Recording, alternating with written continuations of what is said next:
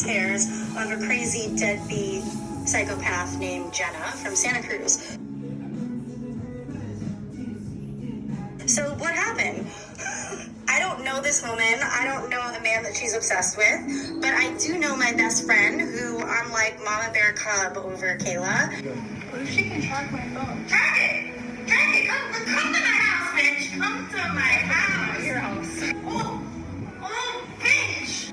Jenna, you stupid cunt! She has no idea. She is the sweetest, most non-confrontational, like the sweetest girl ever. So I'll fight to the death for that girl.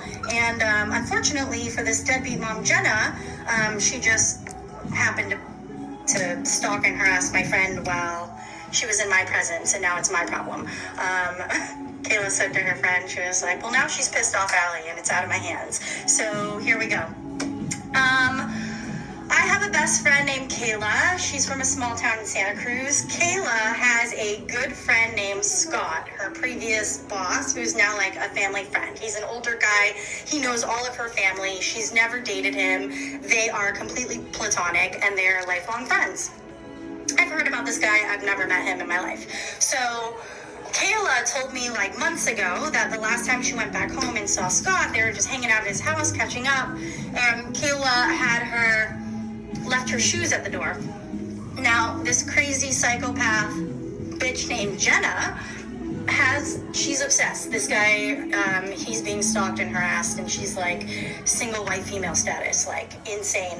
And so I guess, I know that she has Scott's house bugged and is watching it and surveilling it. So she knew that Kayla was there, and the moment Kayla showed up and like put her shoes at the door, they were hanging out for just a few minutes, and this girl showed up and almost physically fought my friend. And Kayla, since then, months and months ago, told Scott, like, listen, you need to figure your thing out, and I can't and won't be involved with someone crazy and unhinged. Mind you, this woman is a deadbeat single mom, and she lost custody, aka we're dealing with someone who has nothing left to lose. She has nothing to lose, which is a very scary brand of individual, because I tried threatening her with custody. She didn't give a fuck about that. She already lost it. So how did I get involved? Good luck to this bitch. So fast forward, Kayla and I are hanging out. She hasn't seen or talked to Scott in months. We're hanging out this weekend, and she mentioned that her friend Scott reached out to her randomly from a new number, that he got a new number, and he said, hey Kayla, this is Scott, this is my new number. But she even said, like, it just sounded weird. Scott doesn't text her like that. He's always just like, what are you up to? Are you in Santa Cruz or whatever? It's never like so formal of like, hey Kayla, by the way, the ordinary hyaluronic whatever serums. So he texts her and says, hey, this is my new number. Do you have a minute to talk? And she messages him back immediately and is like, hey, yes, let's catch up. Let's talk whenever you're free. And the text message, he doesn't answer. It goes through, but he doesn't answer. She's like, hey, did you want to talk? I'm free now. Otherwise, like, I don't know what to tell you. What's going on? This feels weird. You're sounding weird. No answer. Things are being delivered and no answer. So then this weekend she tried calling him, and then she realized, and then texting him again, and she realized that she was blocked. So it's like, why would someone block me after they just reached out asking to talk to me? And she thought that was weird. One of the things that he had texted her was a picture of his dog, which is the cutest little Rottweiler with these big reflective eyes. So Kayla and I go full stalker mode, and we open up the picture of the Rottweiler, and she's like, I think that's a woman's reflection in his eye. And I look, and I was like, that's definitely a woman's reflection in his eye, because this girl has big fucking ugly frizzy hair, and we couldn't see the ears and the anyways.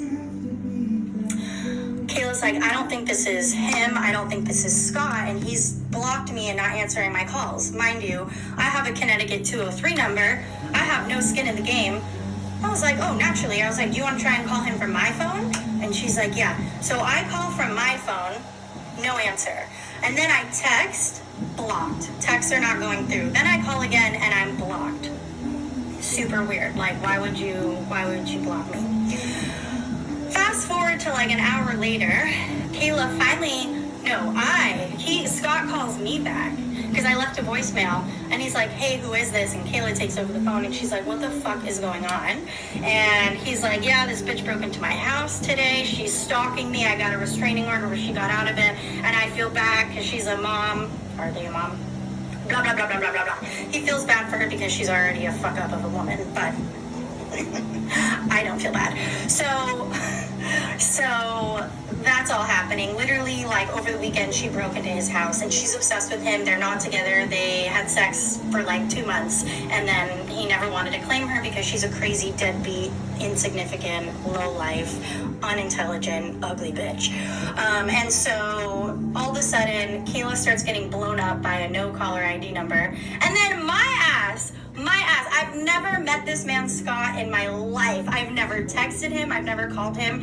I start getting blown up by no caller ID number. Text from a random number. Okay, so this is how we know that she hacked into his iCloud. So the way that she's blocking Kayla in real time, and now she has my number, is because she hacked into his iCloud and is seeing everything that comes through Scott's phone in real time. Mind you, this girl's crazy, babe. I am also crazy. Don't fuck with me. I told her, play with something safe. Don't play with me. I have been getting harassed and stalked by her, and I am having a fucking blast with it because I don't know Scott. I don't know this girl. All I know is that she is harassing and terrorizing my best friend, and now she's stalking and harassing and terrorizing me, which is fine. I'd rather her not do it to Kayla and do it to me. I'm answering the phone. I mean, she's calling me relentlessly. Clearly doesn't have custody. I'm answering the phone in every accent. If you guys didn't know, I can do accents. In every accent I have in my inventory. Oh, hello, darling. I'm Mrs. Doubtfire, and then I'm fucking British. Oh, you stupid cunt, you're driving me mental, babe. You've got my head fuming.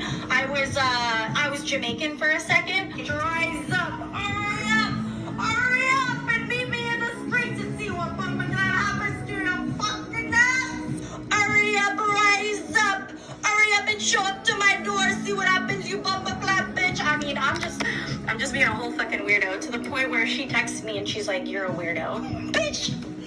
Play with something safe, not me. Anyways, so you're gonna see me posting about Jenna Waddle. She probably has issues because you know she got bullied for that last name. Miss Waddle has been stalking and harassing me, and now it's my personal mission to air her crazy out to the world because my best friend is super non-confrontational and sweet. Not me, bitch. Not me.